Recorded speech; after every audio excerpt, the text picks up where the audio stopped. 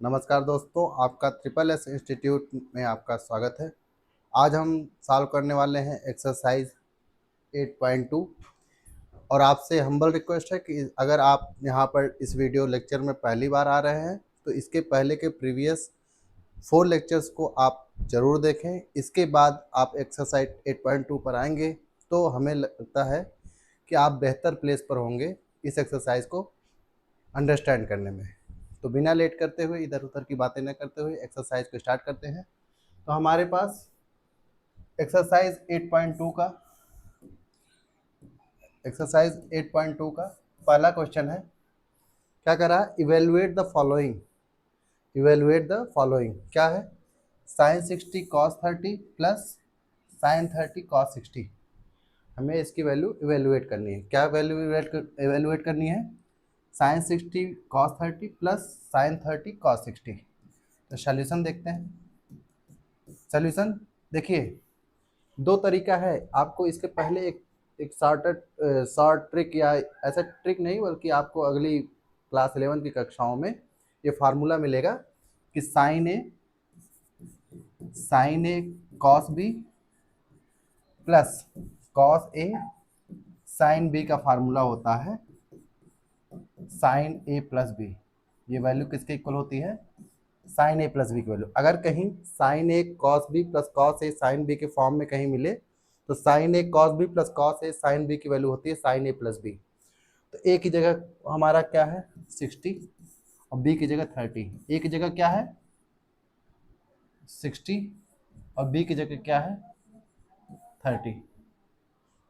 तो sine A cos B plus cos A sine B. ए की जगह 60 है और बी की जगह 30 है। तो ये वैल्यू क्या आ जाएगी? साइन ए की वैल्यू है 60 और बी की वैल्यू है 30।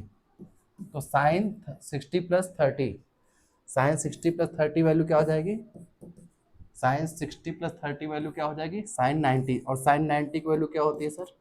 साइन 90 की वैल्यू 1। यानी कि sine 60 cos 30 plus sine 30 cos 60 की वैल्यू कितनी आ जाएगी? 1। तो ये एक मेरा पहला मेथड था। इस तरीके से आप कर सकते हैं, लेकिन क्लास 10th में आप थोड़ा सा सहजता से आप धैर्य बना करके जो आपकी क्लास में बताया जाता है या एकदम बेसिक लेवल से आपको सॉल्व करना है। ठीक है, तो बेसिक लेवल से सॉल्व करते हैं। देखिए आपका ट्रेडिशनल मेथड देखते हैं भाई।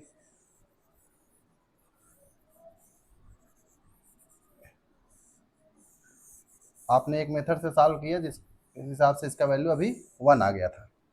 अब हमारे पास दूसरा मेथड है। दूसरा मेथड देखिए आप। दूसरा मेथड क्या है? डायरेक्ट आप वैल्यू प्लेस कर दीजिए।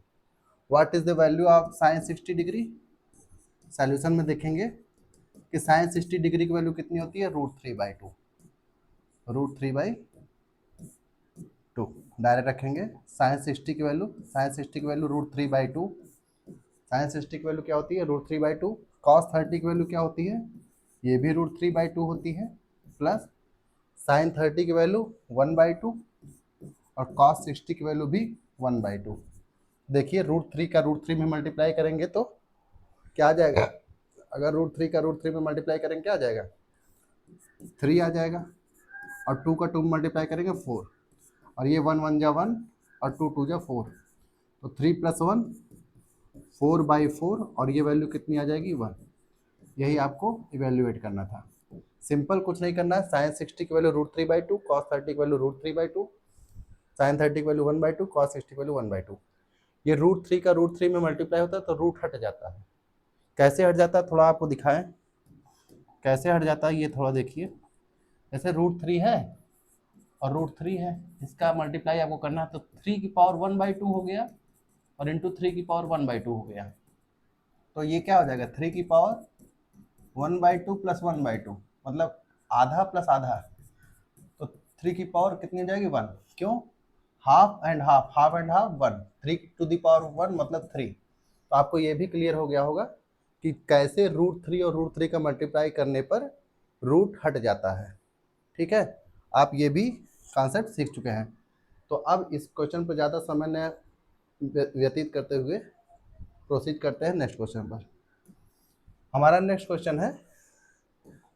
हमारे पास नेक्स्ट क्वेश्चन है कि 2 tan square 45 plus cos square 30 degree minus sine square 60 degree की वैल्यू फाइंड आउट करिए। क्या? 2 tan square 45 degree plus cos square 30 degree minus sine square 60 degree की वैल्यू इवेलुएट करना है। तो 2 सॉल्यूशन देखते हैं। 2 tan 45 की वैल्यू 1 और स्क्वायर है तो स्क्वायर लगा देंगे प्लस cos 30 की वैल्यू कितनी होती है? √3/2 √3/2 का स्क्वायर है। अब देखिए cos 30 की वैल्यू आपको याद होनी चाहिए। अगर आपके पास cos 30 की वैल्यू याद नहीं है, इसके लिए मैं आपको रिकमेंड करूंगा कि आप सेकंड लेक्चर हमारा देखिए, जो कि प्लेलिस्ट में इसी चैनल पर बनाकर रखा गया है, आपको प्लेस कर दिया गया है। तो आप सेकंड लेक्चर को जाइए, 1 घंटे का, लगभग 1-1.5 घंटे का लेक्चर होगा। आप उसको देखेंगे तो आपको याद करने की जरूरत नहीं पड़ेगी, आपको ये चीज़ें अपने आप याद हो जाएंगी। तो cos 30 की वैल्यू √3/2 और स्क्वायर है तो यहाँ स्क्वायर हमने लगा दिया, माइनस साइन 60 की वैल्यू कितनी होगी? ये भी √3/2 का स्क्वायर, क्योंकि साइन 60 की वैल्यू कितनी होती है? साइन 60 की वैल्यू भी √3/2 होती है। तो इसका स्क्वायर, तो इसका स्क्वायर लगा दिए। अब ये देखिए 2 1 का स्क्वायर 1 प्लस √3 का स्क्वायर 3/2 और माइनस 3 सॉरी, क्योंकि 2 का भी स्क्वायर है, √3 का स्क्वायर 2 3, 2 का स्क्वायर 4 और माइनस √3 का स्क्वायर 3 और 2 का स्क्वायर 4। अब देखिए अगर किसी भी नंबर में से वही नंबर माइनस किया जाए, जैसे अगर 5 में से 5 घटा जाए तो कितना आएगा सर? 0 आएगा। तो वैसे ही 3/4 में से 3/4 माइनस करेंगे तो 0 आ जाएगा। और ये 2 1 जा 2 और 2 + 0 2। अरे भाई 2 में जब कुछ नहीं जुड़ेगा तो 2 ही आएगा। तो इस तरीके से ये हमारा आंसर इसका आ गया 2। फिर सुनिए, tan स्क्वायर 45 है तो tan 45 की वैल्यू 1, तो 1 का मैंने वैल्यू रख दिया, ठीक है, 1 का वैल्यू रख दिया। tan स्क्वायर 45 डिग्री है तो tan 45 वैल्यू 1 और स्क्वायर तो स्क्वायर, और ये cos 30 की वैल्यू √3/2 स्क्वायर है तो स्क्वायर। ऐसे ही sin 60 की वैल्यू √3/स्क्वायर है तो स्क्वायर। जहाँ प्लस का साइन है, जहाँ माइनस का साइन है, एज इट इज हमने उसको प्लेस कर दिया। इसमें हमने कोई चेंजिंग नहीं की, क्योंकि कोई चेंजिंग करने की जरूरत भी नहीं है। इसके बाद आपने जब सॉल्व किया तो ये 1 का स्क्वायर 1 हो गया, तो 2 1 जा 2 और √3/2 का स्क्वायर, यानी √3 का स्क्वायर 3 और 2 का स्क्वायर 4 और √3 का स्क्वायर 3 और 2 का स्क्वायर 4। अब किसी नंबर में से वही नंबर माइनस करते हैं तो वैल्यू 0 आती है। तो 2 + 0 2। ठीक है, चलिए नेक्स्ट क्वेश्चन पर प्रोसीड करते हैं। cos 45 degree whole to the upon sec 30 degree plus cosec 30 degree, ये वैल्यू हमें सॉल्व करनी है। तो सॉल्यूशन देखते हैं। cos 45 की वैल्यू यहाँ से लिखते हैं, cos 45 की वैल्यू होती है 1/√2 whole to the upon sec 30 की वैल्यू कितनी होगी? sec 30 की वैल्यू कितनी होगी आप बताइए? sec 30 की वैल्यू कैसे दिखाएंगे? तो आपको पहले तो cos 30 की वैल्यू पता होनी चाहिए। cos 30 की वैल्यू आपको पता है क्या? cos 30 की वैल्यू आपको पता है √3/2। तो cos क्योंकि sec क्योंकि cos का अपोजिट होता है, रेसिप्रोकल होता है, तो cos 30 की वैल्यू क्योंकि होती है √3/2 तो sec 30 की वैल्यू हो जाएगी 2/√3। ऐसे ही cosec 30 क्योंकि sin 30 की वैल्यू होती है 1/2, क्योंकि sin 30 की वैल्यू होती है 1/2, इसलिए cosec 30 की वैल्यू होगी 2/1। क्योंकि sin 30 की वैल्यू होती है कितनी? 1/2, इसलिए cosec 30 की वैल्यू कितनी हो जाएगी? 2/1। क्यों? क्योंकि sin cosec थीटा इक्वल होता है 1/sin थीटा, क्योंकि cosec थीटा होता है 1/sin थीटा। तो ये cosec 30 की वैल्यू आप अगर ऐसे भी ना पता हो तो आप चार्ट में देखिए, cosec 30 की वैल्यू भी 2 मिलेगी। यहाँ हमने इसलिए 2 रख दिया। अब देखिए 1/√2 होल टू दी अपान, ये √3 और 1 का एलसीएम √3। एलसीएम निकालने के लिए आप दोनों का मल्टीप्लाई कर दीजिए, सबसे इजी मेथड यही है। √3 का डिवाइड करेंगे, √3 से √3 में डिवाइड करेंगे तो 1 आएगा, 1 का मल्टीप्लाई 2 में। √3 का √3 में डिवाइड करेंगे 1 आएगा, 1 का मल्टीप्लाई 2 में होगा।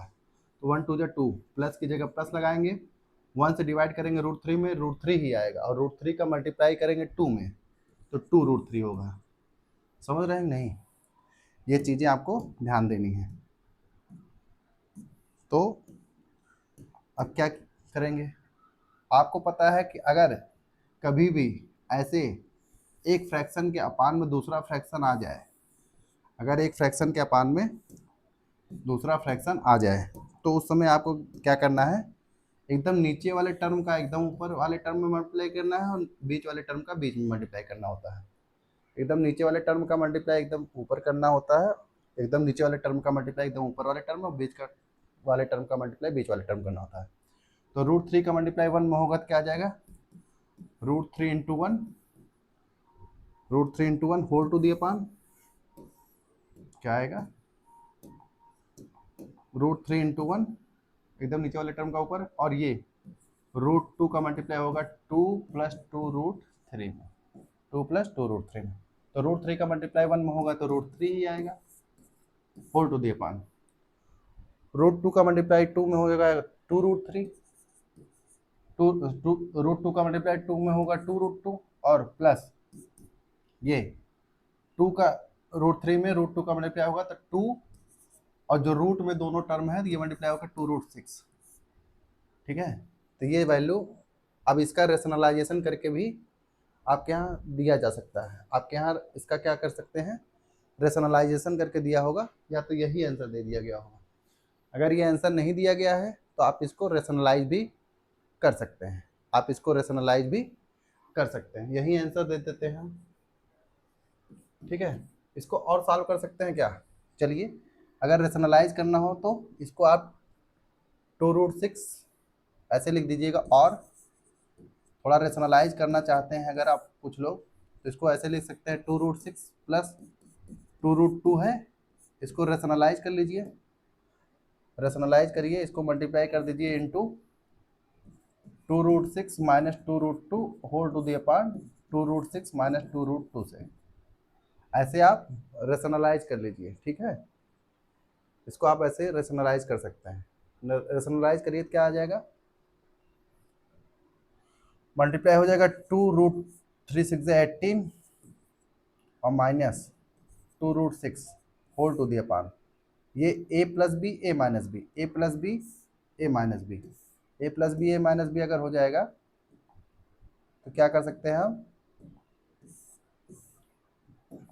क्या लिख सकते हैं, a plus b a minus b, तो क्या लिख सकते हैं 2√6 का होल स्क्वायर माइनस 2√2 का होल स्क्वायर। क्यों, क्योंकि a प्लस बी का whole square, a plus b a minus b है तो क्या हो जाएगा a square minus b square. अगर एक ब्रैकेट में a प्लस बी हो, अगर एक ब्रैकेट में आपके पास a प्लस बी हो और दूसरे ब्रैकेट में a माइनस बी की वैल्यू हो तो ये a square minus b square हो जाता है, a square minus b square हो जाता है। तो अगर a square minus b square हो जाता है तो देखिए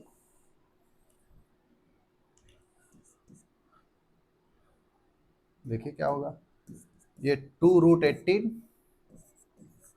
और माइनस 2√6 होल टू दी अपान 2 का स्क्वायर 4 होगा और √6 का स्क्वायर 6, तो 4 6 जा 24।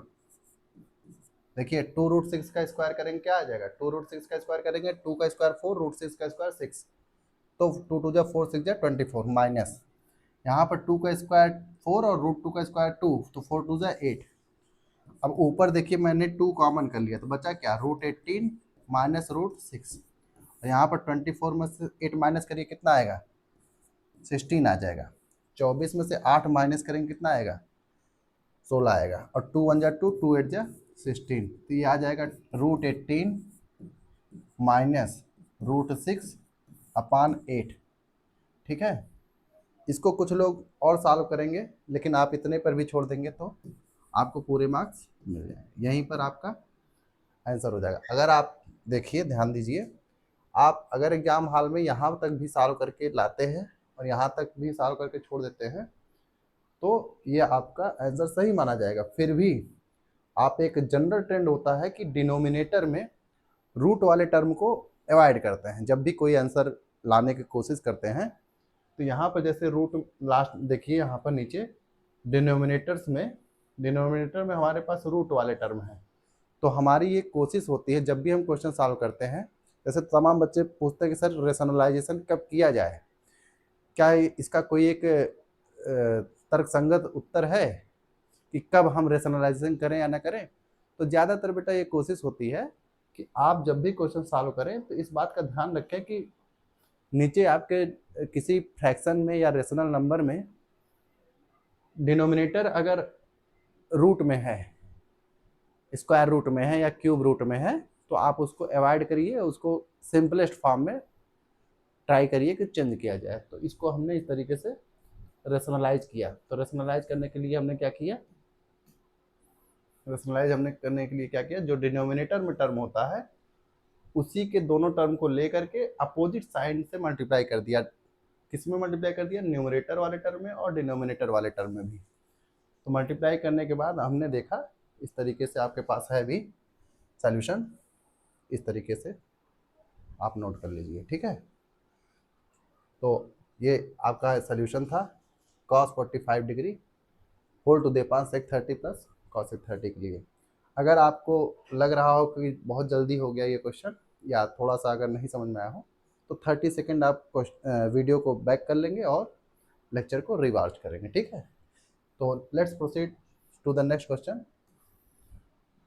हमारे पास क्वेश्चन नंबर फर्स्ट का 4th क्वेश्चन है और उसको सॉल्व करेंगे हम लोग। उसमें लिखा है कि sin 30 plus tan 45 minus cos x 60 whole to the upon sec 30 plus cos 60 plus cot 45। तो sin 30 की वैल्यू कितनी होती है सर, sin 30 की वैल्यू 1/2। sin 30 की वैल्यू कितनी होती है 1/2। sin 30 की वैल्यू 1/2 याद होना चाहिए। और tan 45 की वैल्यू सर 1। और cos x 60, अब cos x 60 की वैल्यू कैसे पता चलेगी, क्योंकि sin 60 की वैल्यू आपको पता है √3/2। sin 60 की वैल्यू √3/2, तो cos x 60 की वैल्यू 2/√3। क्यों, क्योंकि cos x 60 is equal to 1/sin 60।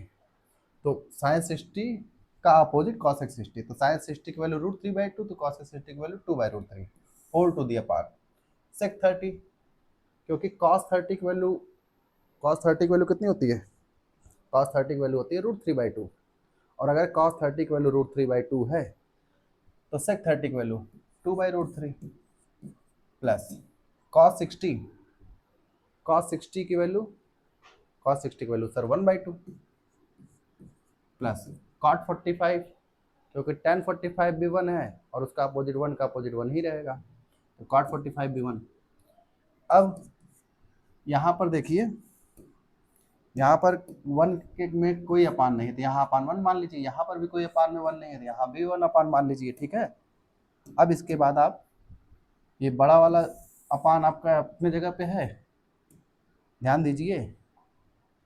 और 2, 1 और √3 का एलसीएम आप निकालना चाहें तो 2, 1 और √3 का एलसीएम एज इट इज ना निकालिए, आप डायरेक्ट मल्टीप्लाई कर दीजिए। 2 1 2 और √3 का मल्टीप्लाई करेंगे तो 2√3।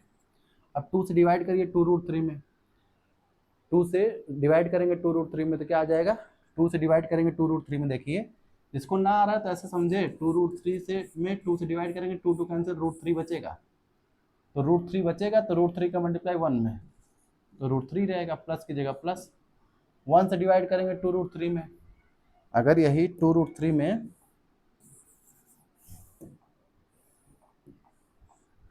जैसे 2 में अगर 1 से डिवाइड करते हैं तो 2 ही आता है, वैसे 2√3 में 1 से डिवाइड करेंगे 2√3 ही आएगा, और 2√3 का मल्टीप्लाई 1 में करेंगे तो 2√3। माइनस की जगह माइनस, √3 का √3 2√3 में डिवाइड करेंगे तो √3 तो कैंसिल हो जाएगा, बचेगा 2, 2 का मल्टीप्लाई 2 में 4। समझिए, देखिए 2√3 है, 2√3 में √3 से डिवाइड करेंगे तो ये √3 कैंसिल, बचेगा 2 बचेगा, 2 का मल्टीप्लाई 2 में 4, ठीक है। इस बात को ध्यान देंगे। अब ऐसे ही नीचे ये न्यूमरेटर में जितने टर्म है इसमें जो फ्रैक्शंस दिए हैं इसमें देखना है √3 और 2 और 1 का जो आपका एलसीएम होगा 2√3। ऐसे √3 से डिवाइड करेंगे, √3 में बचेगा 2, 2 का मल्टीप्लाई 2 में 4, प्लस ऐसे 2 से 2√3 में डिवाइड करेंगे, बचेगा √3 का मल्टीप्लाई 1 में √3, ठीक है। और प्लस की जगह प्लस, 1 से डिवाइड करेंगे 2√3 में 2√3 ही आएगा, और 2√3 का मल्टीप्लाई 1 में 2√3। फिर समझिए क्या किया मैंने, पहले sin 30 tan 45 cos x 60 की वैल्यू रखा, ऐसे ही sec 30 cos 60 और cot 45 की वैल्यू रखा, और रखने के बाद यहाँ पर मैंने जो वैल्यू 1 थी उसके नीचे अपान में 1 लगा दिया, ठीक है। इसके बाद 2, 1 और √3 का एलसीएम ले लिया, ऐसे यहाँ पर √3 और 2 और 1 का एल्सियम लेकर के सॉल्व करेगा। तो ये वैल्यू अभी तक आई है। अब ध्यान दीजिए, ये क्या होगा, 2√3 प्लस √3 कितना आ जाएगा, 2√3 प्लस √3 3√3 क्या आ जाएगा, 3√3 -4 और अपान ये 2√3, ठीक है। और whole to the upon, whole to the upon क्या, 4 प्लस क्या, 4 प्लस 2√3 प्लस √3 3√3 और होल टू दी अपान 2√3, ये आया है। अब आपको एक चीज़ और पता है, एकदम नीचे वाले टर्म का मल्टीप्लाई एकदम ऊपर होता है, बीच वाले टर्म का बीच में।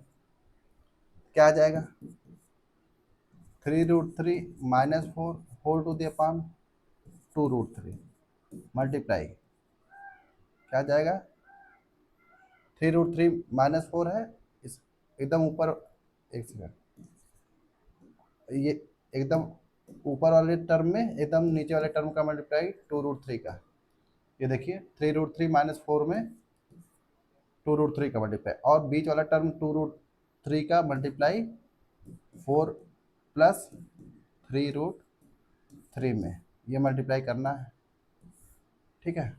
अब ध्यान दीजिए, ध्यान दीजिए, क्या ध्यान क्या देना है, 2√3 2√3 कैंसिल। अच्छा, काफ़ी लोग बड़े बेसब्री से इंतजार कर रहे थे, सर कैंसिल कर दीजिए, लोग कैंसिल कर दिया, ठीक है। तो थोड़ा ध्यान दीजिए,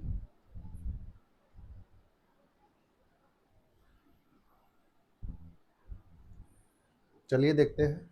तो हमने बताया कि 2√3 कैंसिल हो जाएगा, इसके बाद 3√3 -4 और whole to the upon 4 plus 3√3 बचेगा, तो लिखते हैं, क्या लिखेंगे, 3√3 -4 अपान 3√3 प्लस 4, ये वैल्यू बचेगी। अब हमने कहा है क्या, कि डिनोमिनेटर में आपके पास क्या नहीं आना चाहिए, रूट वाले टर्म नहीं आने चाहिए, इस बात की कोशिश करनी है।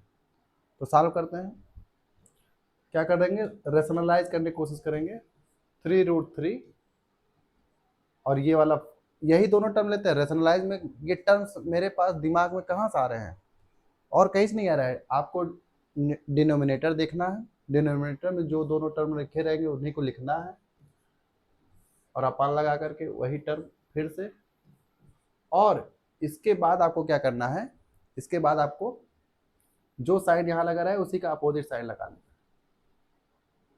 जो साइन आपका डिनोमिनेटर में यूज हुई रहे उसी का अपोजिट साइन यहाँ पे यूज करना है, इसी बात का ध्यान देना है, ठीक है। आप समझ पा रहे होंगे। अब देखिए, 3 -√3 -4 और 3√3 -4, तो ये 3√3 -4 दो बार है, अगर जैसे a का मल्टीप्लाई a में होता है तो a का स्क्वायर हो जाता है, वैसे ही 3 -√3 और -4 और 3√3 -4, ये दोनों टर्म देखिए, 3√3 -4 और 3√3 -4 दोनों a का काम कर रहे हैं, और स्क्वायर a इंटू ए का स्क्वायर। ऐसे ही देखो यहाँ पर a प्लस बी और a माइनस बी,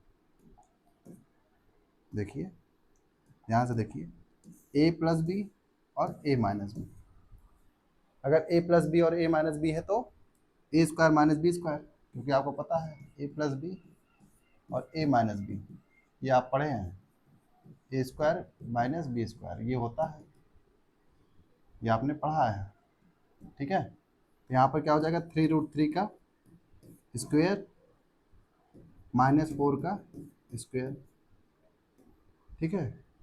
चलिए और देखते हैं,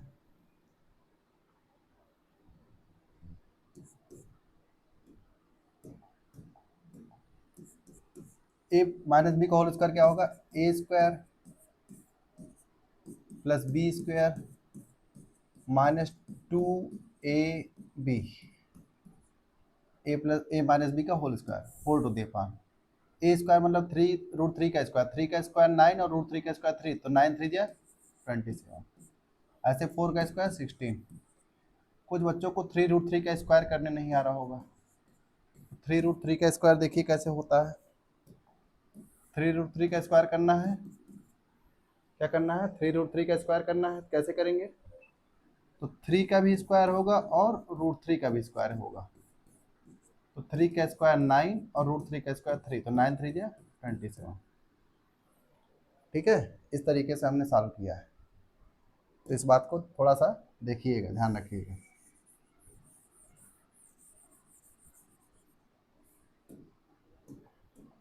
तो ये ऐसे 3√3 का स्क्वायर 27 प्लस 4 का स्क्वायर 16 माइनस 2 3 जा 6, 6 4 जा 24 और √3 और होल टू दी अपान 27। 3 3 9 3 27 में से 16 माइनस करेंगे कितना आ जाएगा, 11। ठीक है, और 27 और 11 को ऐड करिए कितना हो जाएगा, 7 6 13 कैरी 1 2 और 1 3 और 1 4। कुछ लोग ऐसे जोड़े हैं, उनको थोड़ा सा एक तरीका बताता हूँ। जब भी आपको कभी ऐसे नंबर जोड़ने के लिए दिया जाए तो सबसे पहले आप क्या किया करिए, सुनिए, ये तो आपके एडिशन की क्लास नहीं है, फिर भी मैं आपको थोड़ा सा एक तरीका बताता हूँ कि कैसे जल्दी जोड़ते हैं। तो पहले 27 और 16 में पहले 27 में 6 जोड़िए, 27 में 6 जोड़िए कितना होगा 33, और 33 में फिर 10 जोड़ लीजिए तो 43, और ये माइनस 24 √3 और होल टू दी अपान 11। यही आपका आंसर है इस क्वेश्चन का। फिर सुनिए क्या क्या हुआ है, थोड़ा देखिए क्या क्या हुआ है। सबसे पहले आपके पास sine 30 plus ten 45 minus cosec 60 whole to the upon sec 30 plus cos 60 plus cot 45 की वैल्यू निकालनी थी। हमने साइन 30 की वैल्यू, टेन 45 की वैल्यू और कॉसेक 60 की वैल्यू यहाँ रख दी। ऐसे ही सेक 30 कॉस 60 कॉट 45 की वैल्यू रख दी। फिर 2 1 और √3 का एलसीएम लेकर के, √3 और 2 उनका एलसीएम लेकर के इसको सॉल्व करने की कोशिश की। फिर यहाँ से देखिए इन दोनों को √3 प्लस 2 √3 को सॉल्व ऐड करके 3√3 माइनस 4 और इसके अपान में 2√3 और पूरे को whole to the upon 4 plus, हाँ 4 प्लस √3 2√3 को ऐसे 4 प्लस √3 और 2√3 मिलके 3√3। अब क्योंकि आपको पता है कि सबसे नीचे वाले टर्म का मल्टीप्लाई सबसे ऊपर, बीच वाले टर्म का बीच में होता है, तो हमने मल्टीप्लाई कर दिया। 3√3 का -4 और नीचे वाला टर्म एकदम 2√3 ऊपर चला गया, और टू द पावर 2√3 मिडिल वाले टर्म का मिडिल टर्म में मल्टीप्लाई हुआ, तो 4 प्लस 3√3। ठीक है, अब 3 ये 2√3 कैंसिल हो गया। अब आपके पास क्या है 3√3 माइनस 4 और 3√3 माइनस और whole to the upon 4 plus 3√3 हम लिख सकते हैं 3√3 प्लस 4, चाहे 4 प्लस 3 लिखो चाहे 3 प्लस 4 करो, बात दोनों सेम होती है। इनटू, क्यों, क्योंकि अभी यहाँ पर डिनोमिनेटर में रूट वाला टर्म है, तो कोशिश क्या होती है कि डिनोमिनेटर में रूट वाले टर्म ना हो। तो 3√3 माइनस 4 और 3√3 माइनस 4 से हमने इसका रेशनलाइजेशन किया, क्योंकि सेम टर्म है, सेम टर्म है तो स्क्वायर हो जाएगा। ए इंटू ए स्क्वायर होता है, तो यहाँ पर ए का काम 3√3 माइनस 4 कर रहा था, क्योंकि दोनों टर्म सेम है तो स्क्वायर हो जाएगा। अब यहाँ पर ए प्लस बी और ए माइनस बी का काम कर रहा है, तो ए का काम 3√3 कर रहा है और बी का काम 4 कर रहा है, तो ए स्क्वायर माइनस बी स्क्वायर। ठीक है, तो ये दोनों स्क्वायर कर लिए। अब इसके बाद क्या किया हमने कि ए माइनस बी का होल स्क्वायर हमने यहाँ एक्सपेंड कर दिया। ए माइनस बी का होल स्क्वायर क्या होता है, ए माइनस बी का होल स्क्वायर क्या होता है, ए माइनस बी का होल स्क्वायर क्या होता है, A square plus B square minus 2ab। तो ए की जगह है 3√3 का स्क्वायर, बी की जगह 4 का स्क्वायर और माइनस 2ab, और होल टू दी अपान 3√3 का स्क्वायर अभी करके दिखाया है कि कैसे स्क्वायर होता है। 27, 4 का स्क्वायर 16, 27 में 16 माइनस करेंगे 11 आएगा। ठीक है, और ये 3√3 का स्क्वायर 27, 4 का स्क्वायर 16, और ये 2 3 जा 6 4 जा 12, 2 3 जा 6 4 जा 24, और √3 जगह अपने जगह है, और होल टू दी अपन 11। तो वही वैल्यू अगर हमने सॉल्व किया तो क्या आया, 27 और 11 को ऐड किया कितना आया 43, ठीक है, और माइनस 24√3, तो ये आपका अपान में 11 है, यही आपका आंसर है। ठीक है, इस तरीके से हमने इस क्वेश्चन को प्रोसीड किया। तो इस क्वेश्चन को एक बार फिर से रिवाच करिएगा तो आपको ज़्यादा क्लियर आएगा। ठीक है, चलिए प्रोसीड करते हैं नेक्स्ट क्वेश्चन की तरफ। अब क्वेश्चन नंबर 5 है फर्स्ट का। इसमें क्या दिया है कि 5 cos square 60 degree plus 4 sec square 30 degree minus 10 square 45 degree whole to the upon sine square 30 degree plus cos square 30 degree, ये वैल्यू दी गई है। अब करा है, इसको इवेल्युएट करके आप दिखाइए। सॉल्यूशन देखते हैं। 5, अब cos 60 की वैल्यू आपको पता होनी चाहिए। cos 60 की वैल्यू क्या होगी, √3/2। अब क्योंकि स्क्वायर में है तो इसको स्क्वायर में कर लेंगे, प्लस 4, कहाँ से लिख रहा है 4, यहाँ क्वेश्चन में है ऑलरेडी गिवन, ठीक है। और सेक 30 की वैल्यू कितनी होगी, क्योंकि cos 30 की वैल्यू √3/2, तो सेक 30 की वैल्यू 2/√3। cos 30 की वैल्यू √3/2, तो सेक 30 की वैल्यू, क्योंकि cos जो है इससे क्या है, cos का अपोजिट है, तो cos 30 की वैल्यू होती है √3/2, तो सेक 30 की वैल्यू √3/2 और 2/√3, ठीक है। और स्क्वायर है तो स्क्वायर, माइनस 1045 की वैल्यू 1 होती है, स्क्वायर दिया है तो स्क्वायर लिख देंगे, ठीक है। आई होप दिख नहीं रहा है क्या वहाँ, एक सेकेंड, दिख रहा, ठीक है। 5 रूट, और ये cos 60 की वैल्यू मैंने रखा 4, और सेक 30 की वैल्यू रखा, और 1045 की वैल्यू रख दिया, ठीक है। होल टू दी अपान क्या है, साइन स्क्वायर 30, साइन स्क्वायर 30 की वैल्यू मतलब साइन 30 की वैल्यू 1/2, और स्क्वायर है तो स्क्वायर, प्लस cos 30 की वैल्यू √3/2 का स्क्वायर तो स्क्वायर, ठीक है, क्योंकि यहाँ पर भी cos स्क्वायर 30 है। अच्छा, अगर आप ऐसा नहीं करना चाहते तो आप सिंपली ये भी कर सकते हैं सर, कि sine square 30 plus cos square 30, क्योंकि थीटा सेम है, तो sine square theta plus cos square theta is equal to 1 ना। चला की करें, चलिए करते हैं। यहाँ पर आप चाहे तो ऐसे ना करके डायरेक्ट लिख दीजिए, डायरेक्ट लिख दीजिए आप, sine square theta plus cos square theta की वैल्यू सर 1 होती है, तो यहाँ 1 लिख देंगे, since sine square theta plus cos square theta is equal to 1, ठीक है। तो क्योंकि थीटा का काम कौन कर रहा है, क्योंकि यहाँ पर थीटा का काम कौन कर रहा है, थीटा क्या है 30 डिग्री। देखिए sine square 30 plus cos square 30, पहली आइडेंटिटी है sine square theta plus cos square theta is equal to 1, ठीक है। आप वैसे अभी जो इसे लिख रहे थे वैल्यू, वैसे भी सॉल्व करेंगे तो वैल्यू आएगी, ठीक है। तो आप वैसे भी सॉल्व कर लीजिएगा, हम वैसे कर लेते हैं, ठीक।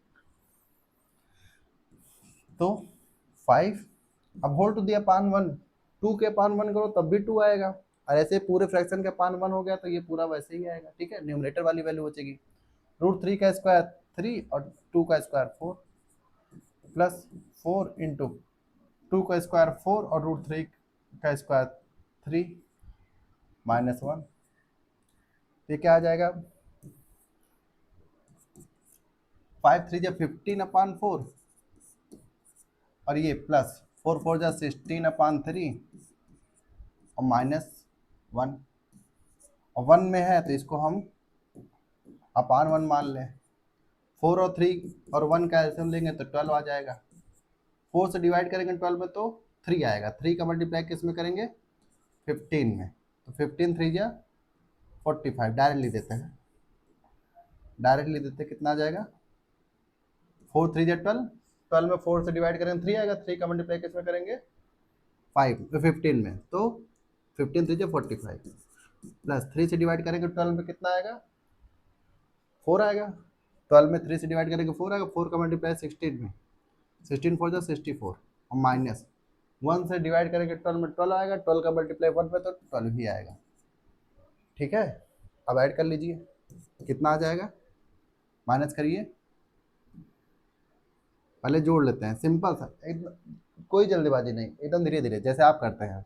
5 और 4 9, और 6 और 4 10, और -12, और होल टू दी अपॉन 12, और फिर माइनस करिए तो 9 में से 2 गया 7, यहाँ पर बचेगा 10, 10 में से 1 गया 9, ठीक है, 9 आएगा कि 8, क्योंकि 8 9 में से 2 गया 7, और यहाँ पर 10 में से 1 गया 9, ठीक है, ये आ जाएगा क्या? हाँ ठीक है, और अपॉन 12, यही आंसर, ठीक है, यही आपका आंसर। नेक्स्ट क्वेश्चन की तरफ प्रोसीड करते हैं। अब कह रहा है choose the correct option and justify your choice. आपको करेक्ट ऑप्शन चूज करना है और फिर आपको बताना है कि ये आपका आंसर सही कैसे हुआ। तो देखिए solution, 2 tan 30 degree, 2 tan 30 degree upon 1 + tan square 30 degree. हालांकि ये क्लास 11 में एक आइडेंटिटी है, लेकिन आपको सिंपल मेथड से बताते हैं। 2 tan 30, tan 30 की वैल्यू कितनी होती है सर? 1/√3। tan 30 की वैल्यू कितनी होती है? 1/√3 whole to the upon 1 + tan 30 की वैल्यू कितनी? 1/√3 और उसका होल स्क्वायर, ठीक है। चलिए अब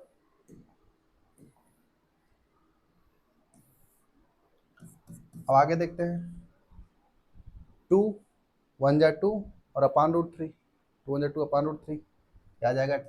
2 upon whole to the upon, whole to the upon क्या आएगा? 1 + 1 अपान 1 + 1 का स्क्वायर 1 और √3 का स्क्वायर 3, 1/3, ठीक है। अब ये 2 अपान√3 और पूरे के अपान में ये एलसीएम यहाँ 1 लेकर के, तो 3 आ जाएगा, 1 से 3 में डिवाइड करेंगे 3 आएगा, 3 का मल्टीप्लाई 1 में 3 प्लस 3 से डिवाइड करेंगे 3 में 1 आएगा, 1 का मल्टीप्लाई 1 में, ठीक है। अच्छा मैं भी ऐसे कर सकता था, 3 1 जा 3 एंड 1 4/3, ठीक है। वो ट्रिक सबको पता है, लेकिन हम आपको एकदम बेसिक से बता रहे हैं, ठीक है। तो ये क्या हो जाएगा? 2/√3 अपान 4/3। तो आपको ये भी पता है, एकदम नीचे वाले टर्म का मल्टीप्लाई एकदम ऊपर, बीच वाले टर्म का मल्टीप्लाई बीच में होता है। एकदम ऊपर वाले टर्म का मल्टीप्लाई एकदम नीचे वाले टर्म से, या ऐसे समझिए एकदम नीचे वाले टर्म का मल्टीप्लाई एकदम ऊपर वाले टर्म में, बीच वाले टर्म्स का मल्टीप्लाई बीच में होता है। तो ये देखिए 3 2 जा 6, या ऐसे लिख दीजिए 2 × 3 अपान √3 × 4, एकदम नीचे वाले टर्म का मल्टीप्लाई एकदम नीचे वाले टर्म में, और बीच वाले टर्म का मल्टीप्लाई बीच वाले टर्म में। अब देखिए 2 1 जा 2, देखिए 2 1 जा 2, 2 2 जा 4, ठीक है। अब ये देखिए ये आपके पास क्या आ जाएगा?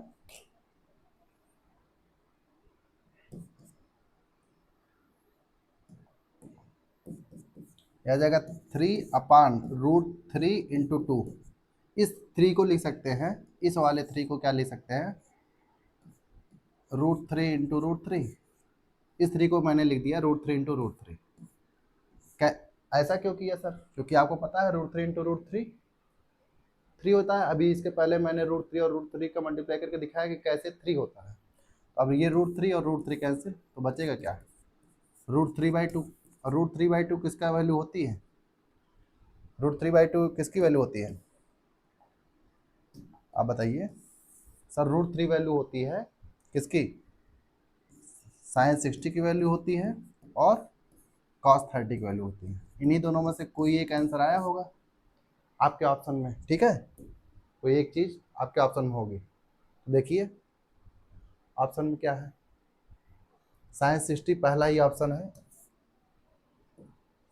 sin आपके पास पहला ही ऑप्शन है sin60 डिग्री, ठीक है।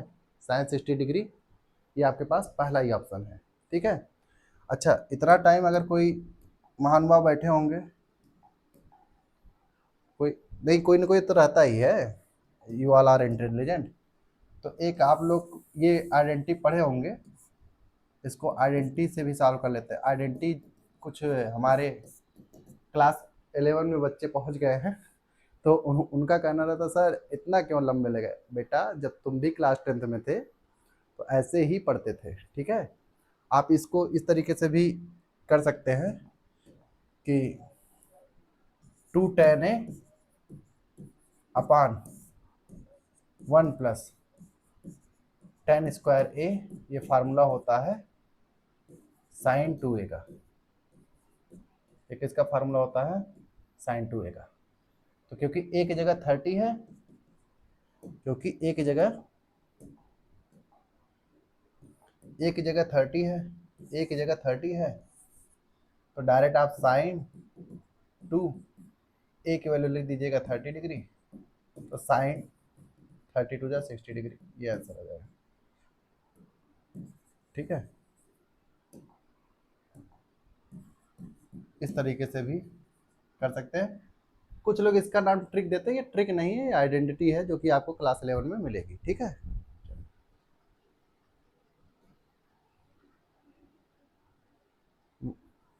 One minus tan square A upon 1 plus tan square A, इसको आइडेंटिटी से ही आपको दिखा दे। पहले कुछ स्मार्ट लोग जो बैठे हैं उनको दिखा दे कि लो भाई आपकी स्मार्टनेस ऐसे है।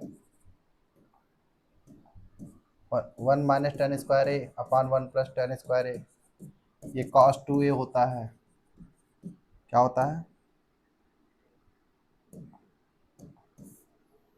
ये cos 2A होता है,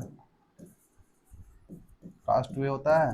तो क्योंकि A की वैल्यू 45 डिग्री है, तो cos 2 इंटू 45, तो cos 90। सर cos 90 डिग्री की वैल्यू कितनी होती है? 0। cos 90 डिग्री की वैल्यू कितनी होती है सर? 0, ठीक है। तो इस तरीके से आंसर तो ये हो जाएगा। लेकिन लेकिन लेकिन ध्यान दें, थोड़ा हमें बेसिक से करना है, क्योंकि ये क्लास हम स्मार्टनेस दिखाने के लिए नहीं, आपको सीखने के लिए है, ठीक है। तो आप बेसिक से करिए क्लास 10th वालों। ट्रिक तो समझ गए होंगे ना? ट्रिक से नहीं करना है, ट्रिक हमको बहुत सारी पता है, चाहे तो हम आपको बताते रहें और क्वेश्चन बहुत जल्दी सॉल्व हो जाए, लेकिन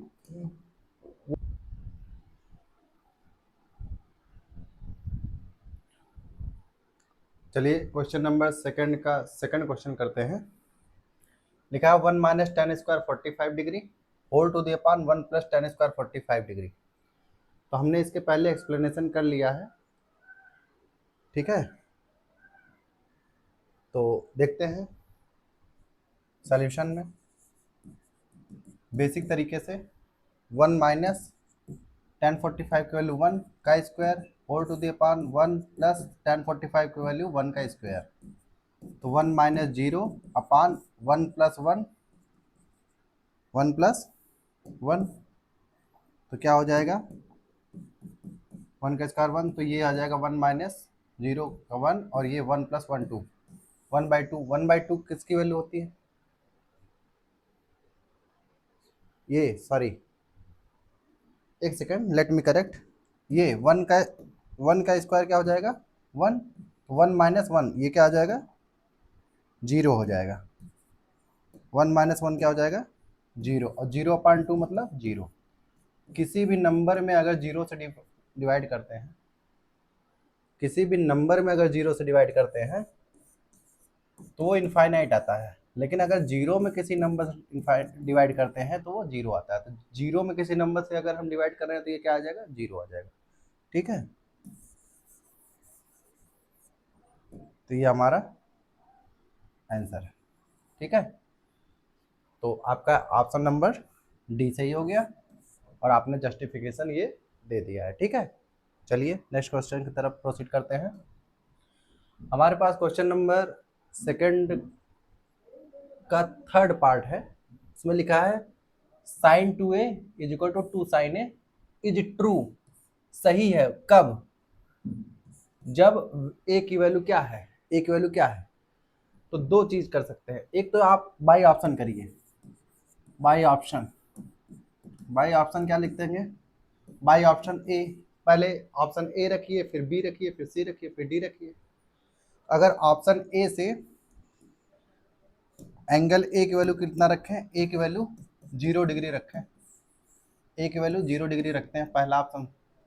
तो साइन 2a, तो 2a, ए की वैल्यू 0 इज इक्वल टू क्या आ जाएगा, साइन 0, साइन 0 डिग्री की वैल्यू 0। ऐसे ही 2 साइन ए की वैल्यू, ये साइन 2a की वैल्यू पहले मैंने निकाला, साइन 2a, ए की वैल्यू मैंने 0 ली है। सुनिए, ऑप्शन ए से इसमें ए की जगह 0 रखिए, तो साइन 2a है, तो sign 2a is equal to 2a की जगह 0 डिग्री, तो साइन 2 इंटू 0 0, साइन 0 की वैल्यू 0। ऐसे ही 2 साइन ए की वैल्यू निकालिए, 2 साइन ए की वैल्यू 2, साइन ए की वैल्यू 0, तो साइन 0 की वैल्यू 0, और 2 इंटू 0 0। समझ रहे हैं? तो यानी कि 0 डिग्री पर दोनों वैल्यू इक्वल आ रही हैं, 0 डिग्री पर दोनों वैल्यू इक्वल आ रही हैं। ठीक है, इस तरीके से आप सॉल्व कर सकते हैं।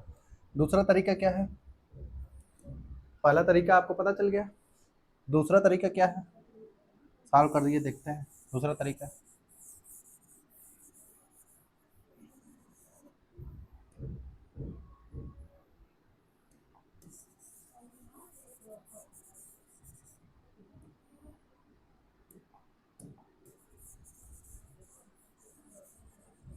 दूसरा तरीका देखते हैं। हमारे पास दूसरा तरीका क्या है कि sine 2a is equal to 2 sine A है। ठीक है, तो साइन 2a का एक फार्मूला होता है, साइन 2a का एक फार्मूला होता है, जानिए।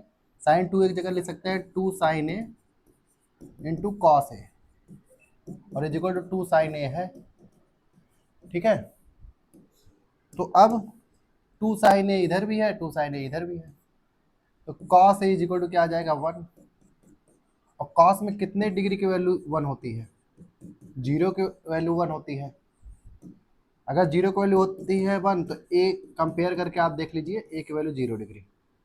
इस तरीके से भी आप सॉल्व कर सकते हैं। तो हम लगभग प्रश्नों के दो दो मेथड आपको बता दे रहे हैं, आपके क्लास 10th लेवल पे बहुत ही कामगर होगा, और ये अगली कक्षाओं के लिए भी बहुत हेल्पफुल होगा। अगर आप क्लास 11 में हैं और आप तुरंत क्लास 10 पास आउट करके आए हैं, तो इस तरीके से देखिए, अगर CHS की तैयारी आप कर रहे हैं तो आप इस लेक्चर को फिर से देखेंगे, तो यह लेक्चर आपको CHS एंट्रेंस के समय भी बहुत ही ज़्यादा फायदेमंद होगा। तो अभी आप बोर्ड एग्जाम के लिए तैयारी कर रहे हैं, फिर आपको जब CHS का एंट्रेंस देना होगा, फिर भी इस लेक्चर को आप रिवाइज करके आप जब पेपर देने जाएंगे, तो हमें पूर्ण विश्वास है कि बहुत ही फायदेमंद होगा। तो नेक्स्ट क्वेश्चन की तरफ प्रोसीड करते हैं। क्या क्वेश्चन है, क्वेश्चन है 2 tan 30 4 to the upon 1 minus tan square 30 degree. ठीक है, तो ये देखिए, आपको एक फार्मूला बता दें, 2 tan a upon 1 minus tan square a is equal to formula होता है tan 2a। ये tan 2a का फार्मूला है। जैसे आपको sin 2a का फार्मूला बताया ना, 2 sin a into cos A, वैसे ही tan 2a का फार्मूला होता है 2 tan a upon 1 minus tan square A. तो ए की जगह देखिए, ए की जगह 30 डिग्री, तो tan 2, देखिए 2 tan a, ए की जगह 30 डिग्री, 1 माइनस tan स्क्वायर ए यानी 30 डिग्री। ऐसे ही tan 2a, 2a की जगह 30 डिग्री, तो ये tan 60, तो ये कितना आ जाएगा, tan 60 डिग्री। तो ये इस तरीके से आप tan 60 डिग्री टिक कर लेंगे। ठीक है, अब लेकिन आप दूसरा तरीका basic back to the basic ना, बैक टू द बेसिक के हिसाब से करते हैं।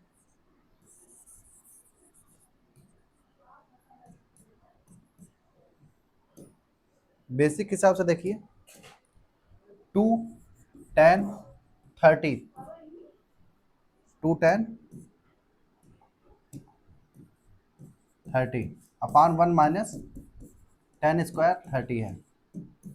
तो 2 tan 30 की वैल्यू कितनी होती है, 1/√3, और whole to the upon 1 minus tan square 30 यानी 1/√3 का स्क्वायर। तो ये क्या आ जाएगा, 2/√3 4 टू दी अपान 1 माइनस 1 अपान 3, क्योंकि रूट 3 का square 3।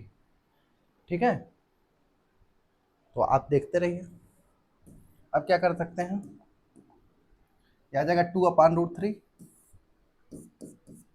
2 upon root 3 4 to the upon, अब ये देखिए इसमें माइनस करेंगे 3 1 3 माइनस 1 2/3।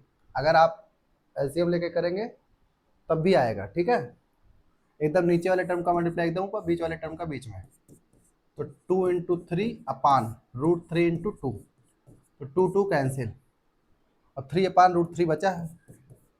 इस 3 को लिख सकते हैं रूट 3 इंटू रूट 3 और अपान ये वाला रूट 3। ठीक है, तो अब ध्यान दें, एक रूट 3 कैंसिल हो जाएगा, ये आएगा रूट 3। और रूट 3 किसकी वैल्यू होती है, रूट 3 10 में किसकी वैल्यू होती है, tan 60 की वैल्यू होती है। tan 60 की वैल्यू होती है, तो tan 60 आपके ऑप्शन नंबर सी में अवेलेबल है। tan 6 रूट 3 आपका 10 में 60 की वैल्यू होती है, और वो कौन से ऑप्शन में है, ऑप्शन सी में अवेलेबल है। ठीक है, तो इस तरीके से आप इस क्वेश्चन को देखें। अब मैं चीज़ों को रिपीट नहीं करूँगा। ठीक है, अगर आपको एक बार में समझ में आता है तो ठीक है, नहीं तो आप इस वीडियो लेक्चर को 30 सेकेंड बैक करके फिर से सुनेंगे। आई होप आपको बेहतर समझ में आएगा। ठीक है, नेक्स्ट क्वेश्चन है, if tan a plus B is equal to root 3 and tan a minus b is equal to 1/√3, और आपका जो एंगल है वो a प्लस बी जो वैल्यू आ रही है वो 0 डिग्री से ज़्यादा है, is greater than 0 is less than a plus b, and a plus B is less than 90 degree और इक्वल टू 90 डिग्री, ये दिया गया है।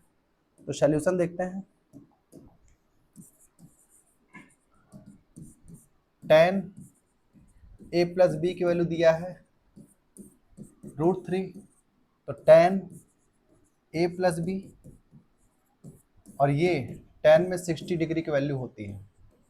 कुछ लोग tan को कैंसिल कर देते हैं, तो बेटा ये कैंसिल नहीं होता, आप इसको कंपेरिजन समझ के चलिए कि which implies a plus B is equal to 60 degree, equation 1 बना लीजिए। और दूसरा दिया है tan a minus b is equal to 1/√3।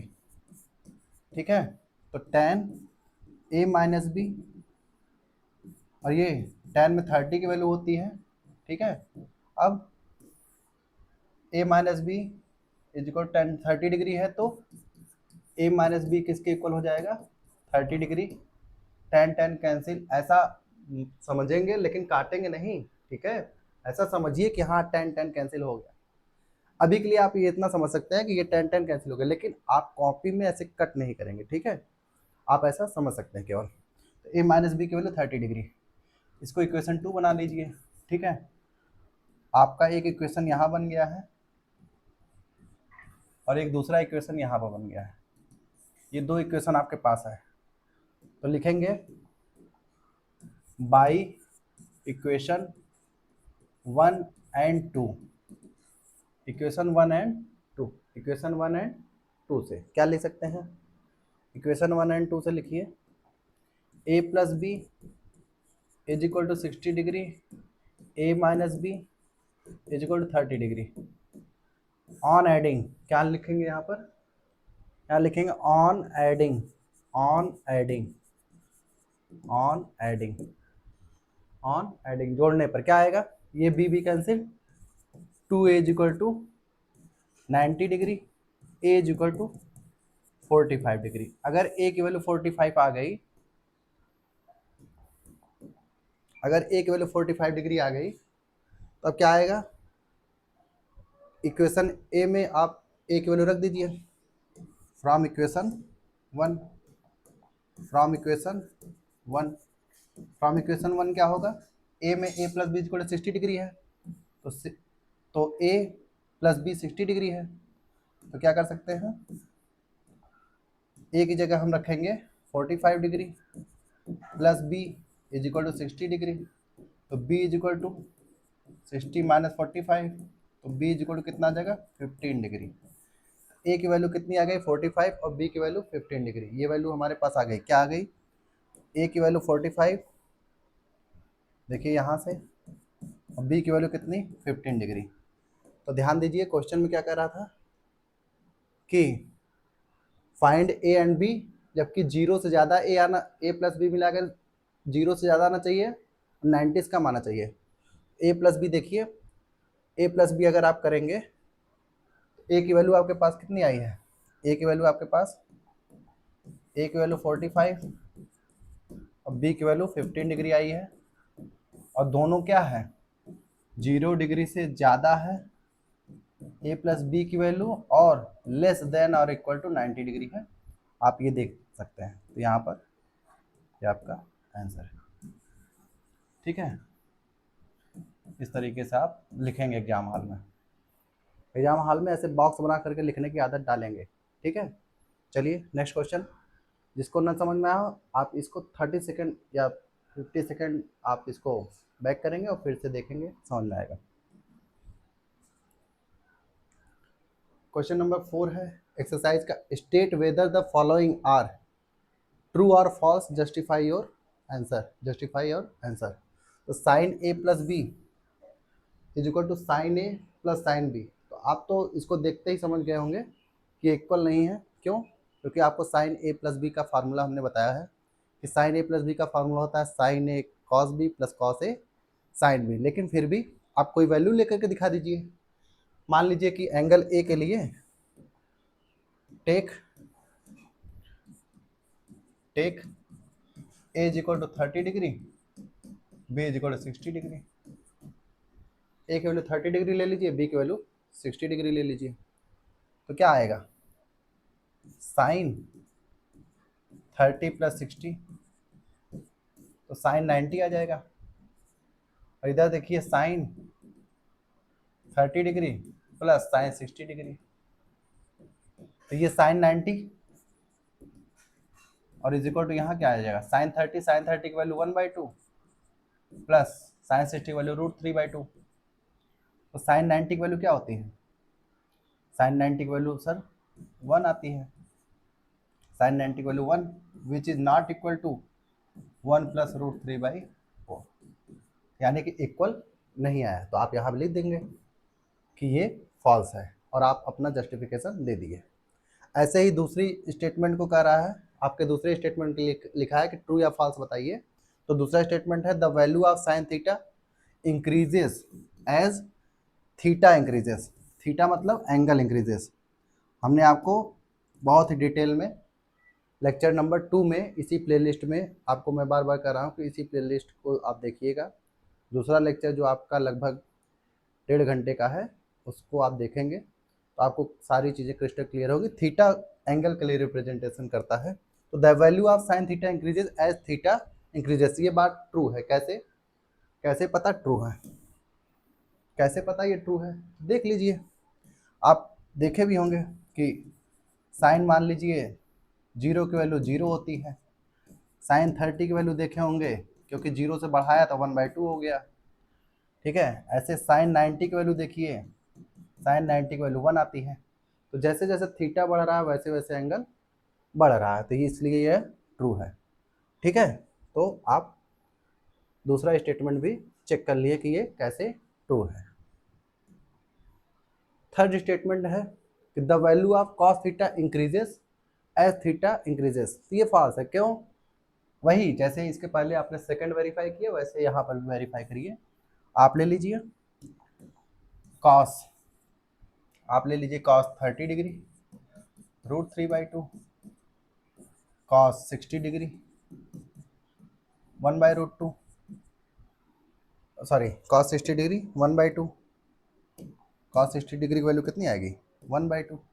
देखिए ये वैल्यू और ये वैल्यू में जमीन आसमान का अंतर है। ठीक है, तो आपका सेम नहीं आएगा। देखिए कॉस 0 की वैल्यू 1, ठीक है, तो ये इंक्रीज नहीं हो रहा। The value of cos theta increases as theta increases. Theta जैसे जैसे बढ़ रहा है, कॉस 90 की वैल्यू देखिए जैसे बढ़ा तो ये वैल्यू बढ़ नहीं रही है। बढ़ रही है क्या? नहीं बढ़ रही। अरे जिसको डाउट हो थोड़ा और सॉल्व कर लेगा। देखिए थोड़ा डिटेल में आपको दिखा दें, नहीं तो आप हमको परेशान करने लगे। कॉस जीरो की वैल्यू, कॉस जीरो की वैल्यू सर 1, फिर कॉस 30 की वैल्यू सर, कॉस 30 की वैल्यू √3/2, √3/2 मतलब 1.732/2, यानी आ जाएगा 0.86, 2 8 जा 16, 2 6 जा 12 और 2 6 जा 12 लगभग इतना आ जाएगा। फिर कॉस 45 की डिग्री की वैल्यू क्या आ जाएगा 1/√2, यानी कि ये 1 में 1.414 से डिवाइड करेंगे तो ये लगभग, फिर ऐसे सॉल्व करेंगे तो मतलब कि वैल्यू इंक्रीज नहीं हो रही है, वैल्यू डिक्रीज हो रही है। देखिए 1 से घट गया पहले ही बार में, तो आपको ज़्यादा सॉल्व करने की ज़रूरत नहीं है। ठीक है, एक सेकेंड।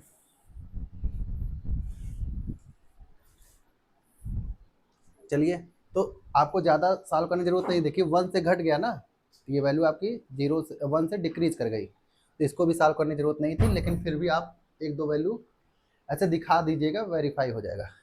और लास्ट आपका सेकंड लास्ट है शायद, क्वेश्चन नंबर 4 का फोर्थ स्टेटमेंट है sine theta is equal to cos theta.